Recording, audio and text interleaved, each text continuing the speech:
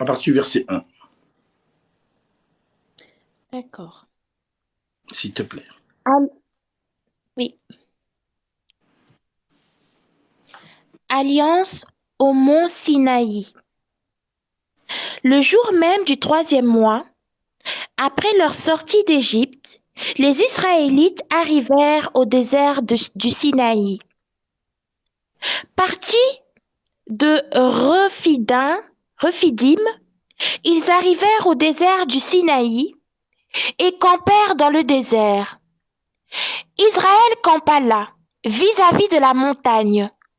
Moïse monta vers Dieu, et l'Éternel l'appela du haut de la montagne en annonçant: Voici ce que tu diras à la famille de Jacob, ce que tu communiqueras aux Israélites. Vous avez vu ce que j'ai fait à l'Égypte et la façon dont je vous ai porté sur des ailes d'aigle et amené vers moi. Maintenant, si vous écoutez ma voix et si vous gardez mon alliance, vous m'appartiendrez personnellement parmi tous les peuples, car toute la terre m'appartient. Vous serez pour moi un royaume de prêtres et une nation sainte. Voilà les paroles que tu diras aux Israélites. Moïse vint, appeler les anciens du peuple, et leur exposa toutes ces paroles, comme l'Éternel le lui avait ordonné.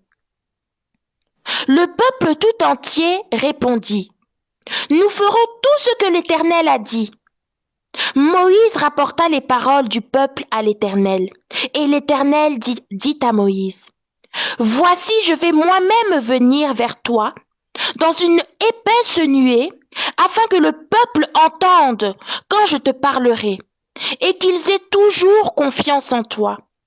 Moïse rapporta les paroles du peuple à l'Éternel. L'Éternel dit à Moïse: Va vers le peuple, consacre-les aujourd'hui et demain, et qu'ils lavent leurs vêtements, qu'ils soient prêts pour le 3e jour, car le 3e jour, sur les yeux de tout le peuple, l'Éternel descendra sur le mont Sinaï. Tu fixeras au peuple des limites tout autour de la montagne, et tu diras: Gardez-vous bien de monter sur la montagne ou d'en toucher le bord. Tout homme qui touchera la montagne sera puni de mort.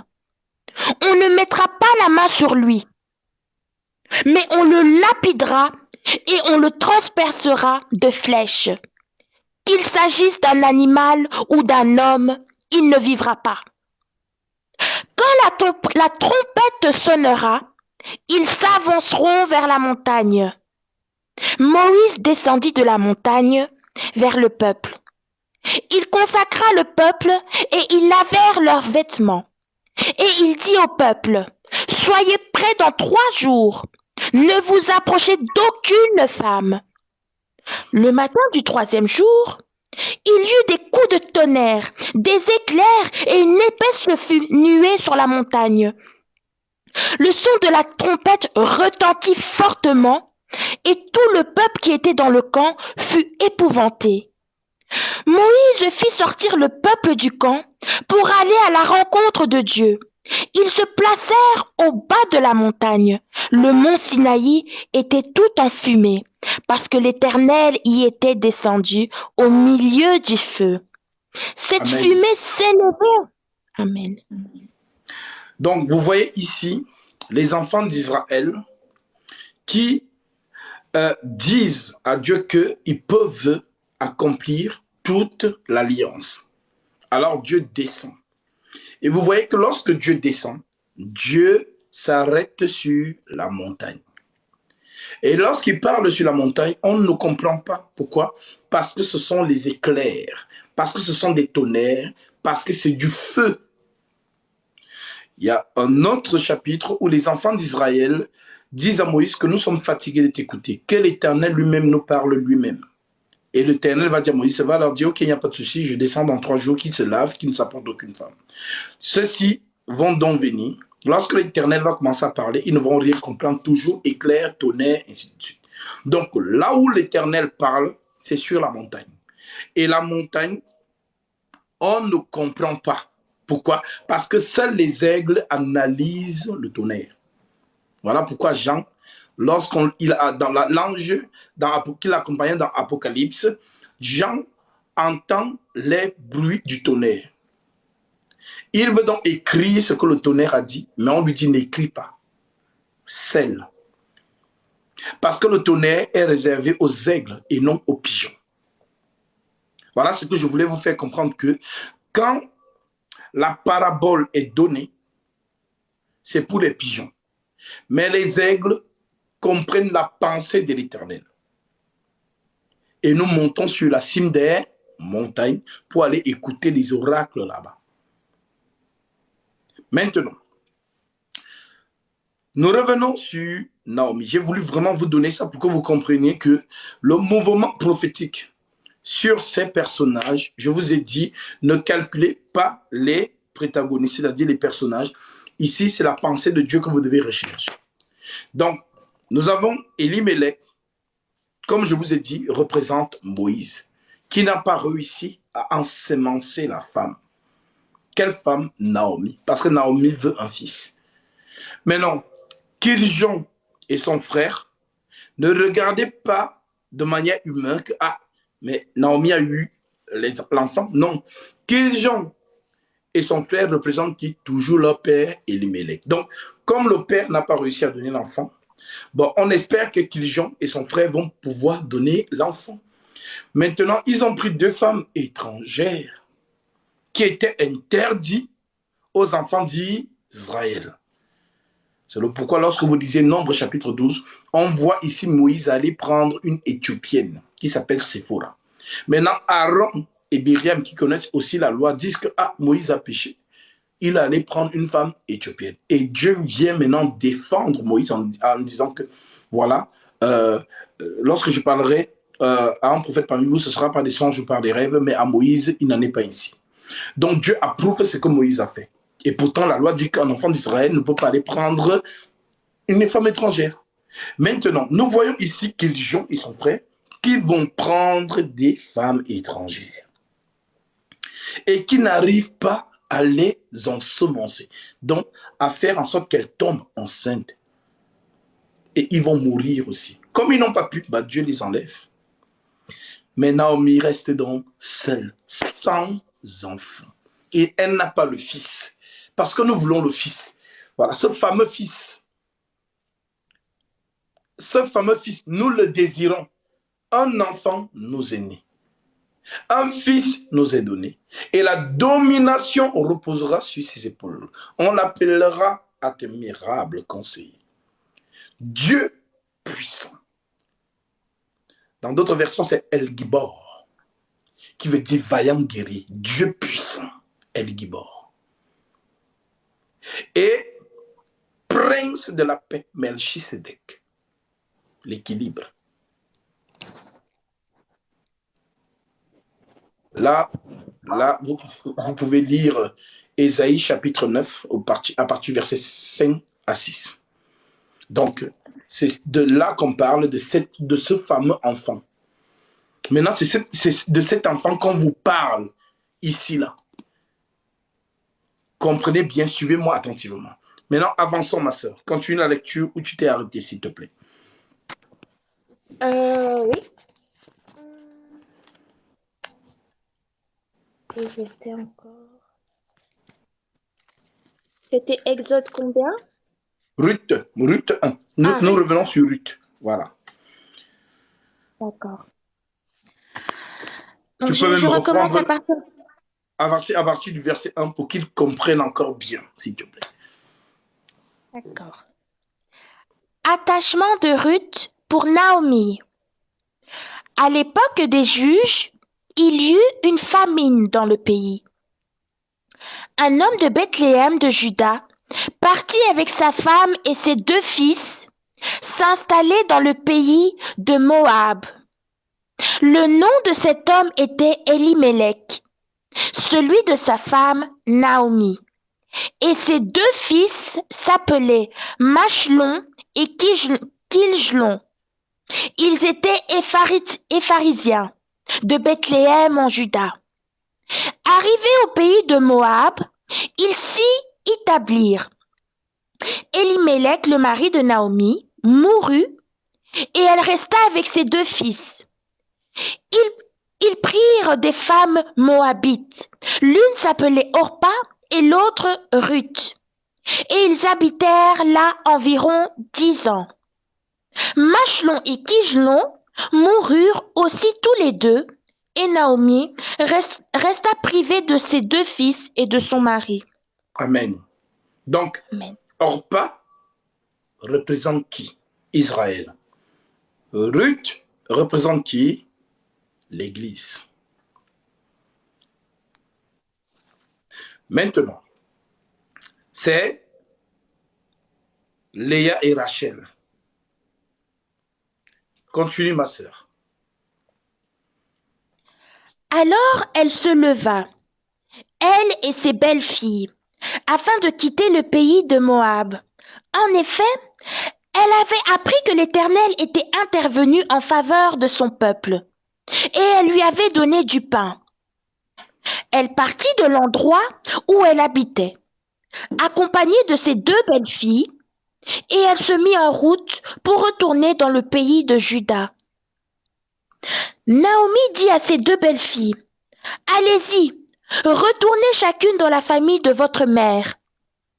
Que l'Éternel agisse avec bonté envers vous, comme vous l'avez fait envers ceux qui sont morts et envers moi. Que l'Éternel fasse trouver à chacune du repos dans la maison d'un mari. » Puis elle les embrassa, elles se mirent à pleurer tout haut, et lui dirent, « Non, nous irons avec toi vers ton peuple. » Naomi dit, « Retournez chez vous, mes filles. Pourquoi viendrez-vous avec moi? Suis-je encore en état d'avoir des fils qui puissent devenir vos maris? Retournez chez vous, mes filles, allez-y. Je suis trop, n'avons pas pris, non, je suis trop vieille pour me remarier. Et même si je disais, j'ai de l'espérance, mais si cette nuit j'étais avec un homme et que je mette au monde des fils, attendriez-vous pour cela qu'ils aient grandi? Refuseriez-vous pour cela de vous marier? Non, mes filles, car à cause de vous, je suis dans une grande amertume, parce que l'Éternel est intervenu contre moi. Elle se remirent à... Amen. L'Éternel est intervenu contre moi. Pourquoi? Pourquoi? Parce qu'ils ont pris des femmes étrangères. Maintenant, ici, nous sommes dans un mouvement prophétique. Vous allez comprendre, même les Juifs vont être troublés par ce que je vais dire par la suite. Vous allez comprendre. Retenez que Ruth est une étrangère. C'est une étrangère. Maintenant, Naomi dit à ses belles-filles que allez trouver du repos dans la maison d'un mari. Et je le dis à toutes les jeunes filles, l'Occident vous a fait comprendre que non, le mariage n'est pas une fin en soi. Ça, c'est ce que vous dites. Ce n'est pas ce que Dieu dit. Une femme qui a atteint l'âge nubile, qui dort seule dans son lit de 2 places, elle est malheureuse. Elles ne vous le disent pas, mais elles savent que c'est vrai.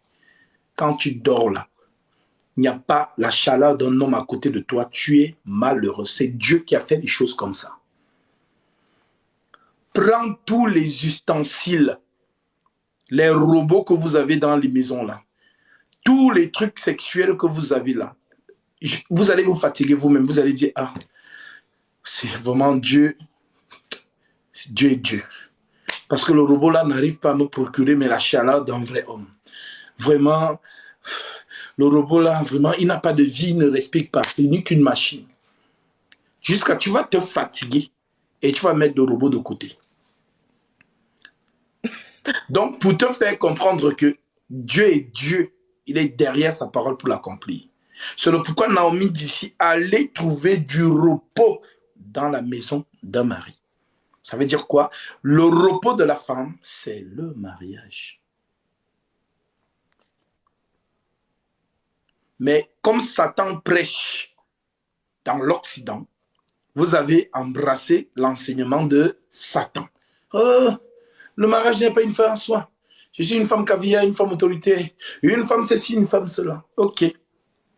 Continue. Après, tu vas devenir sorcière. Tu vas commencer à envier ta petite sœur qui vient de se marier. Tu vas commencer à envier ton amie, ta copine qui vient de se marier. Tu vas commencer à méditer. Tu fais genre, tu es heureuse à son mariage. Tu es contente, mais au fond de toi, tu dis, je vais voir si ce mariage-là va durer 3 mois.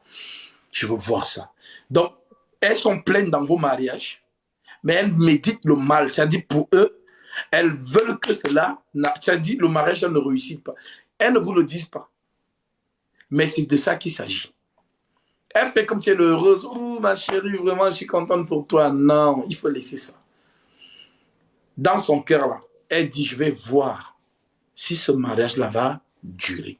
Voilà comment la sorcellerie commence dans ces femmes-là, qui, voilà, à cause de leur caractère, n'arrivent pas à trouver des hommes et se cachent dans les « je suis une femme caviar, une femme de caractère, une femme autorité, une femme une bureaucrate, une ceci, une cela ». Non, il faut passer, c'est le brouillard, c'est la friture, ça n'existe pas. Ça n'existe pas, elle veut se consoler.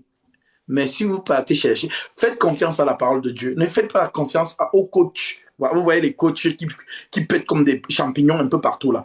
Ne faites pas confiance. Faites confiance à la parole de Dieu parce qu'elle a toujours raison.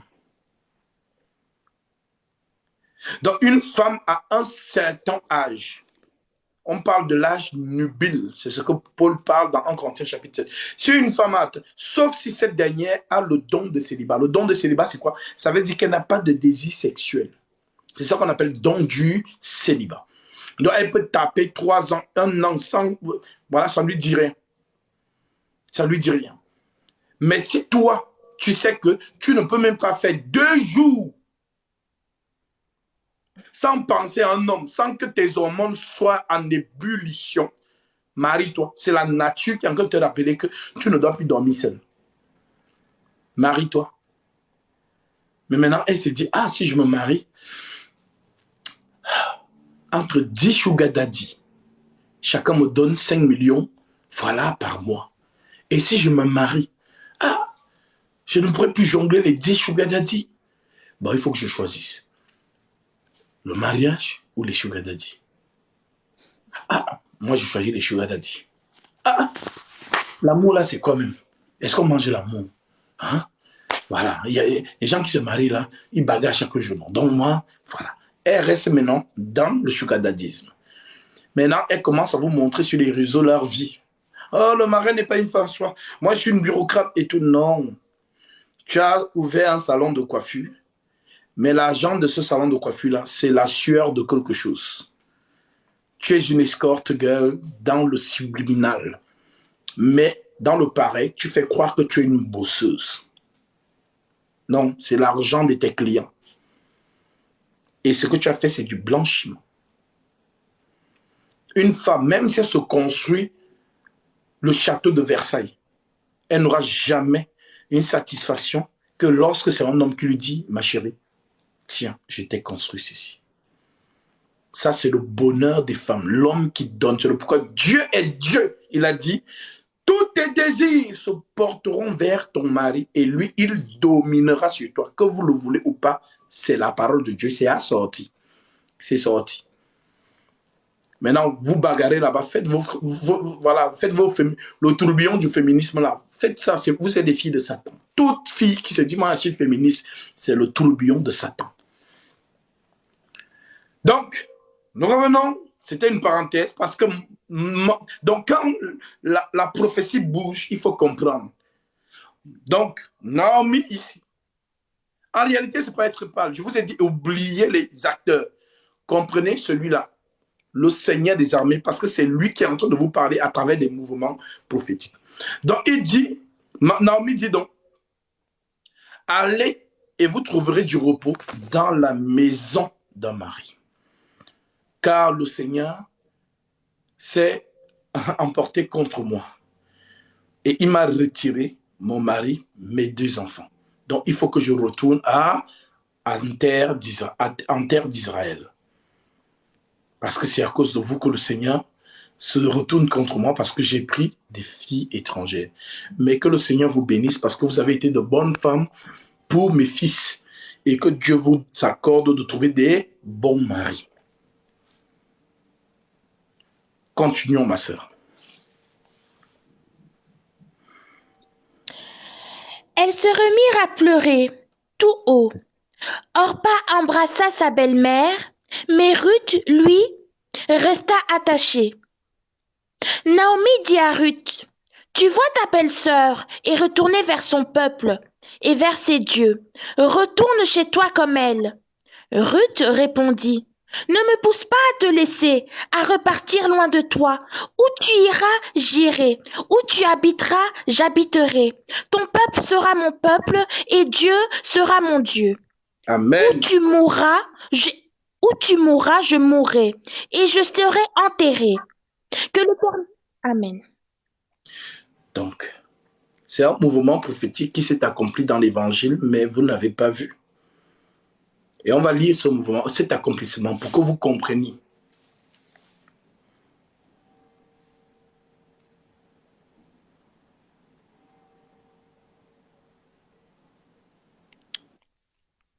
Est-ce que tu peux nous lire, ma sœur, Jean chapitre 6, verset 66. Okay.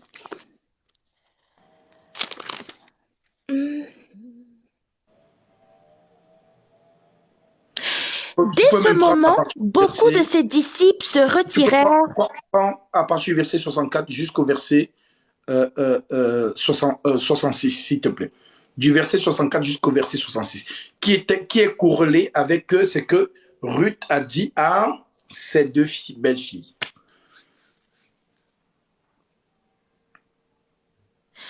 D'accord.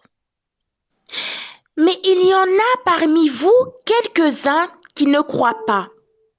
En effet, Jésus savait dès le début qui étaient ceux qui ne croyaient pas et qui était celui qui le trahirait. Il ajouta, « Voilà pourquoi je vous ai dit que personne ne peut venir à moi, à moins que cela ne lui soit donné par mon Père. » Dès ce moment, beaucoup de ses disciples se retirèrent et arrêtèrent de marcher avec lui. Orpa. Continue, ma sœur. Jésus dit alors aux 12, « Et vous, ne voulez-vous pas aussi vous en aller ?» Simon-Pierre lui répondit, « Seigneur, à qui irions-nous ? Tu as la parole de la vie éternelle. Et nous croyons et nous savons que tu es le Messie, le Fils du Dieu vivant. » Amen. Donc, Jésus leur répondit. Est-ce que vous avez compris? C'est le mouvement entre Orpa et Ruth. Est-ce que vous avez compris? Alors, apparemment, ils n'ont pas suivi la lecture. Jean chapitre 6, du verset 65 jusqu'au verset 66. Ma sœur, est-ce que tu peux nous relire, s'il te plaît? Parce qu'apparemment, ça a bugué. Il ajouta, « Voilà pourquoi je vous ai dit que personne ne peut venir à moi, à moins que cela ne lui soit donné par mon Père. » Dès ce moment, beaucoup de ses disciples se retirèrent et arrêtèrent de marcher avec lui. Jésus dit alors aux 12, « Et vous, ne voulez-vous pas aussi vous en aller ?» Simon-Pierre lui répondit, « Seigneur, à qui irions-nous? Tu as les paroles de la vie éternelle. Et nous croyons et nous savons que tu es le Messie, le Fils de Dieu, du Dieu vivant. » Amen. Le Fils du Dieu, le fameux Fils que Naomi cherche. Le Fils que Orpa n'a pas eu. Le Fils que Naomi n'a pas eu, que Ruth n'a pas eu. Donc, ici, nous avons ces deux femmes. L'une va lâcher et elle va retourner vers ses dieux et vers sa famille. L'autre va insister que non, ton Dieu sera mon Dieu. Là où tu mourrais, je mourrai aussi. Donc, ici, c'est ça qu'on vous montre dans Jean 6, ces deux femmes-là. Voilà l'accomplissement dans l'évangile. Les aigles, vous avez vu, les pigeons, vous ne voyez pas. Continuons, ma sœur, dans le livre de Ruth. Jésus leur répondit, n'est-ce pas moi qui vous ai choisis, vous les 12? Et l'un de vous est un diable. Il parlait de Judas l'Iscariote, Voilà. fils de Maintenant, Simon, car c'était lui qui allait le trahir. Amen. Maintenant, revenons dans Ruth, le livre de Ruth. S'il te plaît. Ruth.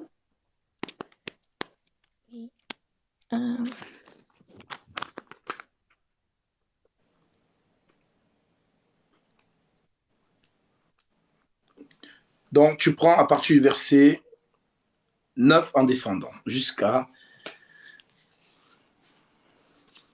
au verset où je te dirais de t'arrêter, s'il te plaît. Alléluia.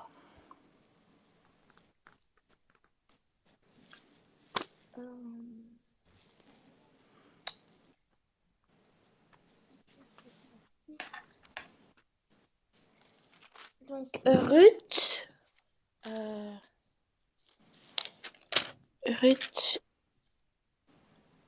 chapitre 1. Oui, au verset 9, on était. Ok. Que l'Éternel fasse trouver à chacune du repos dans la maison d'un mari.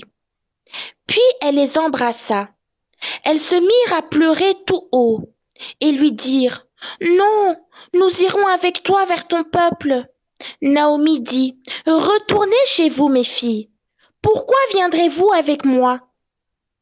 Suis-je encore en état d'avoir des fils qui puissent devenir vos maris? Retournez chez vous, mes filles. Allez-y. Je suis trop vieille pour me remarier. Et même si je disais j'ai de l'espérance, même si cette nuit j'étais avec un homme et que je mette au monde des fils, attendriez-vous que pour cela qu'ils aient grandi? Refuseriez-vous pour cela de vous marier? Non, mes filles, car à cause de vous, je suis dans une grande amertume, parce que l'Éternel est intervenu contre moi. Elles se remirent à pleurer tout haut. Orpa embrassa sa belle-mère, mais Ruth lui resta attachée. Naomi dit à Ruth, tu vois ta belle-sœur est retournée vers son peuple et vers ses dieux. Retourne chez toi comme elle.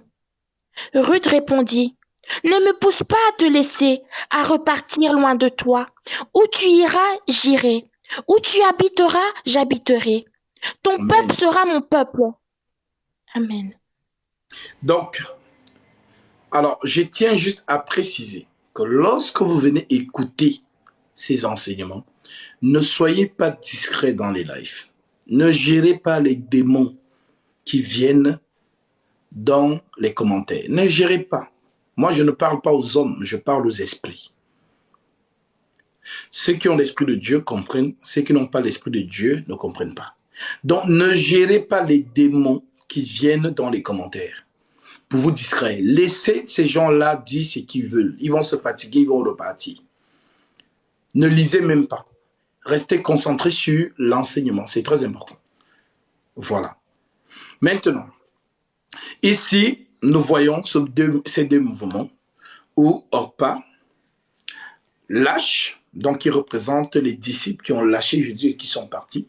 Et nous avons Ruth qui reste fidèle et qui dit, je resterai avec toi, ton Dieu sera mon Dieu et là où tu mourrais, je mourrai aussi. C'est ce que Pierre symbolise. À qui irions-nous? Tu as les paroles de la vie et éternelle. Donc nous voyons ici l'accomplissement. Maintenant, continuons. Où tu habiteras, j'habiterai, ton peuple sera mon peuple, et ton Dieu sera mon Dieu. Où tu mourras, je mourrai, et j'y serai enterré. Que l'Éternel me traite avec la plus grande sévérité, si autre chose que la mort me sépare de toi. » La voyant décidée à l'accompagner, Naomi cessa d'insister auprès d'elle. Elles firent ensemble le voyage jusqu'à leur arrivée à Bethléem. Lorsqu'elles entrèrent dans Bethléem, toute la ville fut dans l'agitation à cause d'elles. Les femmes disaient: « Est-ce bien Naomi ?» Et leur dit: « Ne m'appelez pas Naomi, appelez-moi Mara, car le Tout-Puissant m'a rempli d'amertume. J'étais dans l'abondance à mon départ, et l'Éternel me ramène les mains vides. Pourquoi m'appelleriez-vous Naomi après que l'Éternel s'est prononcé contre moi, après que le Tout-Puissant a provoqué mon malheur? » C'est ainsi que Naomi et sa belle-fille Ruth, la Moabite, revirent du pays de Moab. Elles arrivèrent à Bethléem au début de la moisson de l'orge. Amen. Oh, amen. Donc ici, vous voyez que Naomi arrive maintenant avec Ruth en terre d'Israël. Et Naomi dit que on ne doit plus l'appeler Naomi, mais on doit l'appeler Mara. Mara qui veut dire amertume. Pourquoi? Parce que l'Éternel lui a retiré ce qu'elle avait. Elle est partie dans l'abondance, elle est revenue les mains vides. Mais c'est elle qui dit qu'elle est revenue les mains vides, mais elle ne sait pas qu'elle a ramené le bonheur d'Israël. Maintenant, continuons. Alors, rencontre de Ruth et Boaz. Naomi avait un parent de son mari. C'était un homme puissant et riche, du clan d'Elimelech, qui s'appelait Boaz. Ruth la Moabite dit à Naomi: « Laisse-moi aller ramasser des épis abandonnés dans un champ, derrière celui aux yeux duquel je trouverai grâce. » Elle lui répondit: « Vas-y, ma fille. » Ruth alla ramasser des épis dans un champ. Derrière les moissonneurs, il se trouva que la parcelle de terre appartenait à Boaz, du clan d'Elimelech. Or Boaz vint de Bethléem. Il dit aux moissonneurs: « Que l'Éternel soit avec vous. » Ils lui répondirent: « Que l'Éternel te bénisse. » Boaz dit à son serviteur chargé de surveiller les moissonneurs: « À qui a cette jeune femme ?» Le serviteur chargé de surveiller les moissonneurs répondit: « C'est une jeune femme moabite qui est revenue avec Naomi du pays de Moab. » Elle a dit: « Permettez-moi donc de glaner, de ramasser des épis entre les gerbes derrière les moissonneurs. » Et depuis son arrivée ce matin jusqu'à présent, elle est restée debout et ne s'est reposée qu'un moment dans la maison. Boaz dit à Ruth: « Écoute, ma fille, ne va pas ramasser des épis dans un autre champ. Ne t'éloigne pas d'ici, reste avec mes servantes. Regarde où l'on moissonne dans le champ et va après elles. J'ai défendu à mes serviteurs de toucher. Quand tu auras soif, tu iras au vase et tu boiras de ce que les serviteurs auront puisé. » Alors elle tomba le visage contre terre, se prosterna et lui dit: « Comment ai-je trouvé grâce à tes yeux pour que tu t'intéresses à moi, une étrangère ?» Boaz lui répondit: « On m'a rapporté tout ce que tu fais pour ta belle-mère depuis la mort de ton mari, et comment tu as quitté ton père et ta mère, et le pays de ta naissance pour aller vers un peuple que tu ne connaissais pas auparavant. Que l'Éternel te rende ce que tu as fait, et que ta récompense soit entière de la part de l'Éternel, le Dieu d'Israël, sous les ailes duquel tu es venu te réfugier. » Amen. Maintenant, dans le mouvement prophétique, nous avons un homme qui entre en scène. Nous avons un homme qui entre en scène. Cet homme s'appelle Boaz. Mais Boaz, c'est la préfiguration de qui? Boaz, c'est le mouvement prophétique du Seigneur Jésus-Christ. C'est lui sa préfiguration. C'est le Seigneur Jésus-Christ lui-même. Qui voit une femme qui glane dans son champ. Le champ veut dire quoi? C'est une parcelle. C'est un homme. C'est le pourquoi on dit que on ne sème pas la semence d'un homme dans un champ étranger. Non. Boaz voit la fille. Il tombe sur le charme, il tombe amoureux. Et il dit à la fille, ne glane pas dans un autre champ. Reste dans ce champ-ci. Glane. Et lorsque tu auras soif, ce que mes serviteurs iront puiser, tu boiras de cette eau-là. En d'autres termes, l'eau, c'est quoi? C'est l'enseignement. Et les serviteurs, ce sont les apôtres qui sont en train de préparer l'Église pour l'enlèvement par leurs enseignements, tels que l'apôtre Paul le disait dans 2 Corinthiens chapitre 11, verset 1. « Je suis jaloux de vous d'une jalousie de Dieu, parce que je vous ai fiancé à un seul époux pour vous présenter à Christ comme une vierge pure, pour vous présenter à Boaz comme une vierge pure. » Maintenant, lorsque vous avez compris ce mouvement prophétique entre Boaz et Naomi, entre le champ et Boaz qui lui dit que tu es venu te réfugier dans les ailes de l'Éternel. Tu as quitté ton peuple et tu es venu. L'Écriture dit, la reine du Midi quittera son peuple et elle viendra en Israël. Continue, ma sœur. Elle dit, « Oh, que je trouve grâce à tes yeux, mon Seigneur, car tu m'as consolée et tu as parlé au cœur de ta servante. Pourtant, je ne suis pas, moi, comme l'une de tes servantes. » Au moment du repas, Boaz dit à Ruth, « Approche-toi, mange du pain, trempe ton morceau dans la vinaigrette. » Elle s'assit à côté des moissonneurs, on lui donna du grain rôti, elle mangea à satiété et garda le reste. Puis elle se leva pour ramasser des épis. Boaz donna cet ordre à ses serviteurs, qu'elle ramasse aussi des épis entre les gerbes et ne lui faites aucun mal. Vous vous retirerez, même pour elle, des gerbes quelques épis, que vous la laisserez ramasser sans lui faire de reproches. Elle ramassa des épis dans le champ jusqu'au soir. Puis elle battit ce qu'elle avait récolté.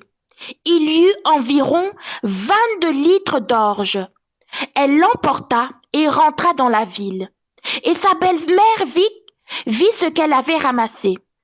Elle sortit aussi les restes de son repas et elle les lui donna. Sa belle-mère lui dit, « Où as-tu ramassé des épis aujourd'hui? Où as-tu travaillé? Béni soit celui qui s'est intéressé à toi. » Ruth raconta à sa belle-mère chez elle qui avait travaillé. « L'homme chez qui j'ai travaillé aujourd'hui s'appelle Boaz, dit-elle. » Naomi dit à sa belle-fille, « Qu'il soit béni de l'Éternel, qui garde sa bonté pour les vivants comme pour les morts. » Cet homme nous est proche, lui dit encore Naomi. Il est l'un de ceux qui ont droit de rachat sur nous. Ruth la Moabite ajouta, il m'a dit aussi, reste avec mes serviteurs jusqu'à ce qu'ils aient terminé toute ma moisson. Naomi dit à sa belle-fille Ruth, il est bon que tu sortes avec ces servantes, ma fille, et qu'on ne te rencontre pas dans un autre champ. Ruth resta donc avec les servantes de Boaz pour ramasser des épis jusqu'à la fin de la moisson de l'orge et de la moisson du blé. Elles habitaient avec sa belle-mère. Amen. Donc, Amen. Vous voyez ici le mouvement prophétique.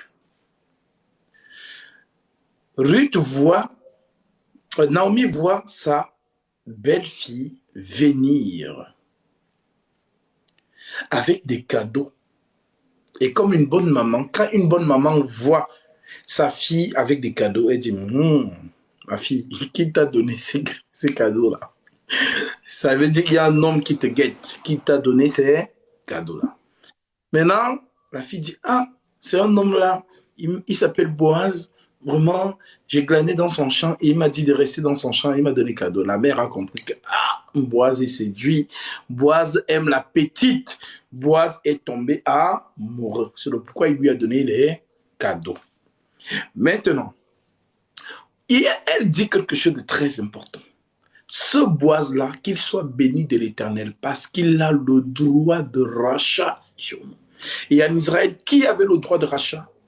C'est celui qui était riche. C'est celui qui avait le pouvoir. Et nous allons lire ça, ma sœur. Est-ce qu'on peut prendre Lévitique chapitre 25, s'il te plaît, pour comprendre le droit de rachat? Oui.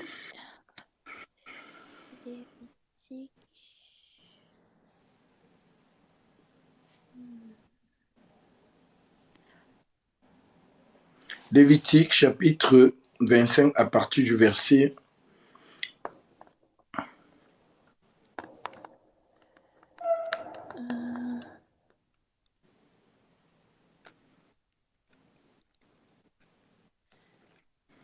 Lévitique. à partir du verset à partir du verset 23 jusqu'au verset, en descendant juste à ce que je te dise de t'arrêter, s'il te plaît. Lévitique 25, verset 23 en descendant. Écoutez très bien le droit de rachat. C'est très important parce que Naomi a dit il a le droit de rachat sur nous. Le rachat des propriétés et des esclaves. Les terres ne se vendront pas de façon définitive, car c'est moi que le pays appartient, et vous êtes chez moi, comme des étrangers et des immigrés. Dans tout le pays dont vous aurez la possession, vous établirez un droit de rachat pour les terres. Si ton frère devient pauvre et vend une portion de sa propriété, celui qui a le droit de rachat, son plus proche parent, viendra et rachètera ce qu'a vendu son frère.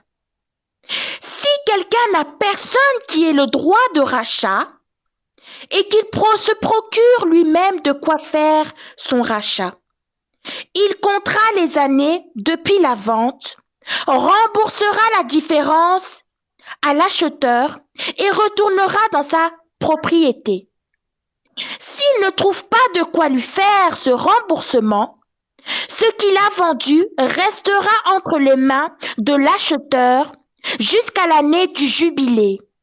Lors du jubilé, il retournera dans sa propriété et l'acheteur en sortira.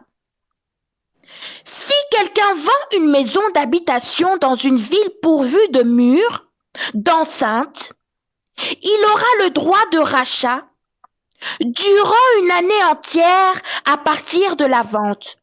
Son droit de rachat durera 1 an. Mais si cette maison située dans une ville pourvue de murs, d'enceintes, n'est pas rachetée avant la fin de l'année, elle restera définitivement à l'acheteur et à ses descendants. Mais Il n'en sortira pas lors du jubilé. Les maisons des villages dépourvues de murs, d'enceintes, seront considérées comme des fonds de terre. Elles pourront être rachetées et l'acheteur en sortira lors du jubilé. Quant aux villes des Lévites et aux maisons qu'ils posséderont, les Lévites auront un droit perpétuel de rachat. Si quelqu'un achète une maison à des Lévites, il sortira de la maison vendue et de la ville où il la possédait lors du jubilé, car les maisons des villes des Lévites sont leur propriété au milieu des Israélites. Les champs situés autour des villes des Lévites ne pourront pas être vendus, car ils en ont la possession pour toujours. Si ton frère devient pauvre et qu'il manque des ressources près de toi, tu le soutiendras, même s'il s'agit d'un étranger ou d'un immigré, afin Alléluia. qu'il vive avec toi. Alléluia. Donc, Amen. le droit de rachat, voilà ce que ça constitue. Maintenant, ce qui nous intéresse, c'est si ton frère devient pauvre. Ah, quel est le frère qui est devenu pauvre? Celui qui est devenu pauvre, c'est qui? C'est Adam, le premier Adam, à qui le Seigneur a donné la terre. Et Adam, qu'est-ce qu'il a fait? Il a vendu la terre. Adam n'a plus de terre, il est devenu pauvre. Adam est pauvre. Adam a vendu la terre. Maintenant, on dit maintenant que celui qui a le droit de rachat, donc c'est le frère d'Adam qui doit racheter la terre, il doit être très riche pour avoir les moyens de racheter la terre pour redonner cette terre à son frère qui a perdu et qui est devenu pauvre. Voilà pourquoi on vous parle du premier Adam et du second Adam. Maintenant, le second Adam, lui, il est très riche. C'est le Seigneur Jésus-Christ qui est venu pour racheter l'humanité que Adam avait perdue. Est-ce que vous comprenez le mouvement? Maintenant, ici, c'est le pourquoi je vous ai dit, ne regardez pas les personnages, regardez la pensée de Dieu. Qu'est-ce qu'il est en train de vouloir vous faire comprendre ici? Maintenant, le droit de rachat de Elimelech, le mari de Ruth, égale Ruth. Maintenant, Naomi est devenue pauvre, mais il faut que quelqu'un la rachète. Donc, Naomi, c'est qui? C'est Elimelech, son mari, qui est la préfiguration de qui? D'Adam. Qui est la préfiguration de qui? De Moïse.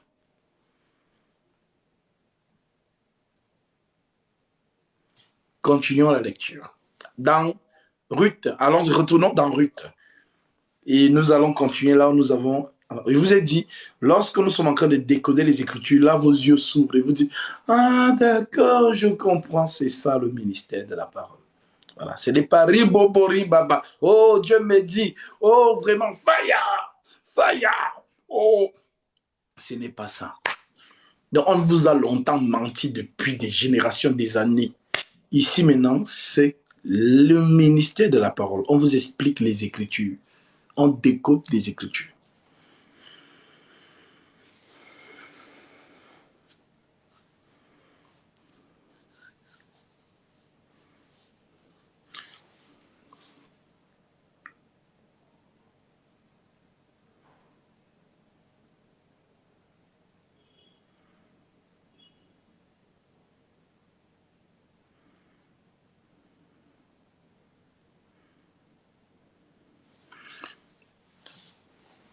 N'oublie pas d'ouvrir ton micro, parce que parfois tu l'oublies souvent.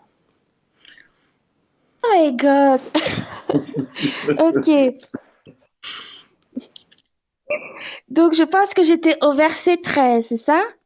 Oui. Est-ce que tu peux nous reprendre là où la rencontre de Boaz pour rafraîchir, voilà, ce que nous venons de lire dans Lévitique 25, pour que les gens comprennent maintenant le langage de Boaz et de Ruth et de Naomi et de Ruth, et ensuite le langage de Naomi avec le langage de Ruth avec Naomi. Donc je pense que prends même à partir du verset voilà, à partir du verset 1. Comme ça, on va mieux comprendre. Donc, rencontre de Ruth et Boaz. Naomi avait un parent de son mari. C'était un homme puissant et riche, du clan d'Elimelech qui s'appelait Boaz. Ruth la Moabite dit à Naomi, « Laisse-moi aller ramasser des épis abandonnés dans un champ, derrière celui aux yeux duquel je trouverai grâce. » Elle lui répondit, « Vas-y, ma fille. » Ruth alla ramasser des épis dans un champ, derrière les moissonneurs. Il se trouva que la parcelle de terre appartenait à Boaz, du clan d'Elimelech. Or, Boaz vit de Bethléem. Il dit au moissonneur, que l'Éternel soit avec vous. Ils lui répondirent, que l'Éternel te bénisse. Boaz dit à son serviteur chargé de surveiller les moissonneurs, à qui est cette jeune femme? Le serviteur chargé de surveiller les moissonneurs répondit, c'est une jeune femme moabite qui est revenue avec Naomi du pays de Moab. Elle a dit, permettez-moi donc de glaner, de ramasser des épis entre les gerbes derrière les moissonneurs. Et depuis son arrivée ce matin, jusqu'à présent, elle est restée debout et ne s'est reposée qu'un moment dans la maison. Boaz dit à Ruth, écoute ma fille, ne va pas ramasser des épis dans un autre champ. Ne t'éloigne pas d'ici, reste avec mes servantes. Regarde où l'on moissonne dans le champ et va après elles. J'ai défendu à mes serviteurs de te toucher. Quand tu auras soif, tu iras au vase et tu boiras de ce que les serviteurs auront puisé. Alors elle tomba le visage contre terre, se prosterna et lui dit, comment ai-je trouvé grâce à tes yeux pour que tu t'intéresses à moi, une étrangère? Boaz lui répondit, on m'a rapporté tout ce que tu as fait pour ta belle-mère depuis la mort de ton mari et comment tu as quitté ton père et ta mère et le pays de ta naissance pour aller vers un peuple que tu ne connaissais pas auparavant. Que l'Éternel te rende ce que tu as fait et que ta récompense soit entière de la part de l'Éternel, le Dieu d'Israël, sous les ailes duquel tu es venu te réfugier. Elle dit, oh, que je trouve grâce à tes yeux, mon Seigneur, car tu m'as consolée et tu as parlé au cœur de ta servante. Pourtant, je ne suis pas, moi, comme l'une de tes servantes. Au moment du repas, Boaz dit à Ruth, approche-toi, mange du pain, trempe ton morceau dans la vinaigrette. Elle s'assit à côté des moissonneurs, on lui donna du grain rôti, elle mangea à satiété et garda le reste. Puis elle se leva pour ramasser des épis. Boaz donna cet ordre à ses serviteurs, qu'elle ramasse aussi des épis entre les gerbes et ne lui faites aucun mal. Vous vous retirerez même pour elle des gerbes quelques épis que vous la laisserez ramasser sans lui faire de reproches. Elle ramassa des épis dans le champ jusqu'au soir, puis elle battit ce qu'elle avait récolté. Il y eut environ 22 litres d'orge. Elle l'emporta et rentra dans la ville. Et sa belle-mère vit ce qu'elle avait ramassé. Elle sortit aussi les restes de son repas et lui donna. Sa belle-mère lui dit, « Où as-tu ramassé des épis aujourd'hui? Où as-tu travaillé? Béni soit celui qui s'est intéressé à toi. » Ruth raconta à sa belle-mère chez qui elle avait travaillé. L'homme chez qui j'ai travaillé aujourd'hui s'appelle Boaz, dit-elle. Naomi dit à sa belle-fille, qu'il soit béni de l'Éternel, qui garde sa bonté pour les vivants comme pour les morts. Cet homme nous est proche, lui dit encore Naomi. Il est un de ceux qui ont droit de rachat sur nous.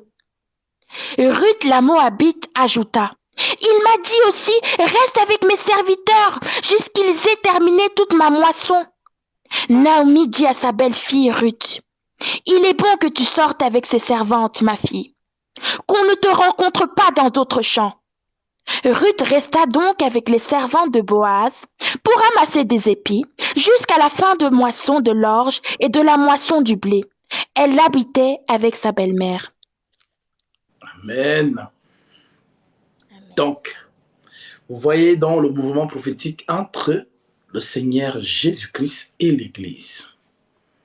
Ruth a dit, qui suis-je moi?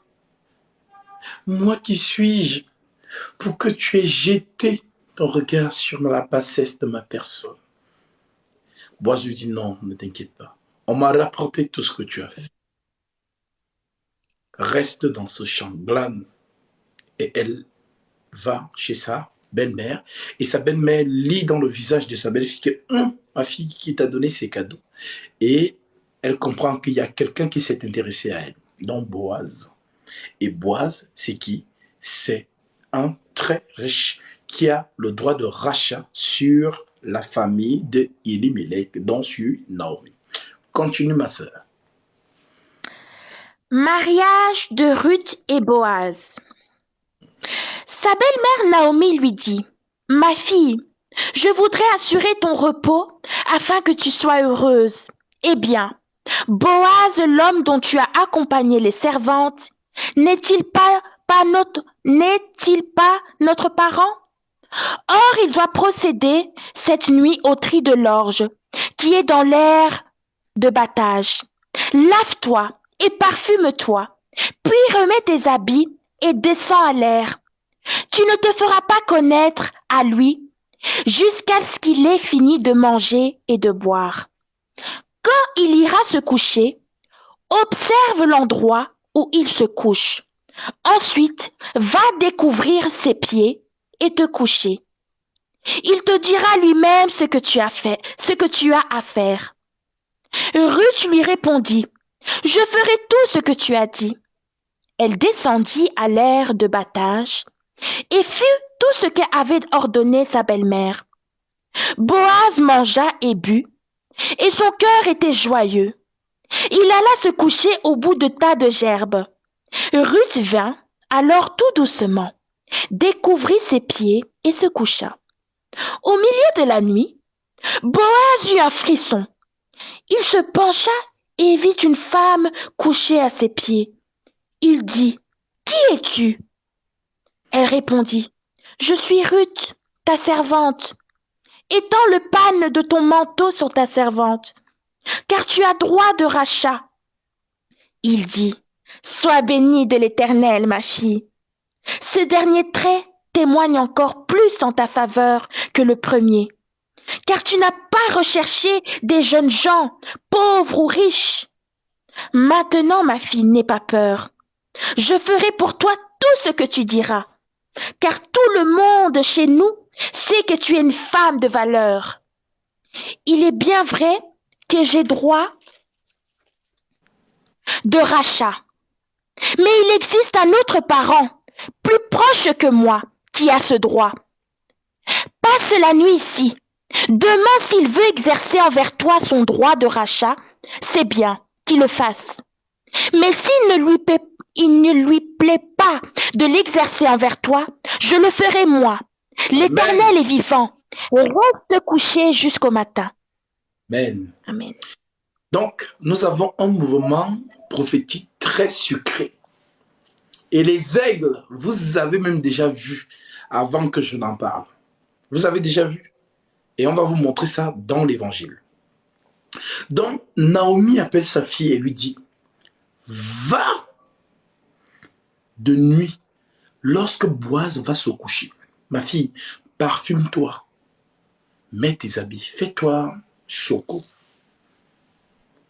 Lorsqu'il va se coucher dans la gerbe, va, découvre ses pieds et pose ta tête et dors-y.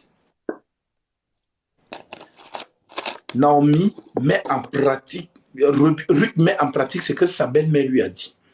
Elle va exactement, elle se couche à ses pieds.